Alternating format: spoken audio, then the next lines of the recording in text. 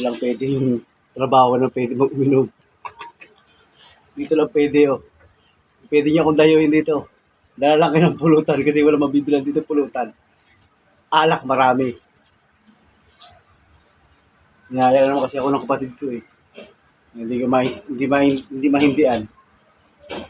Tara, lagi tayo.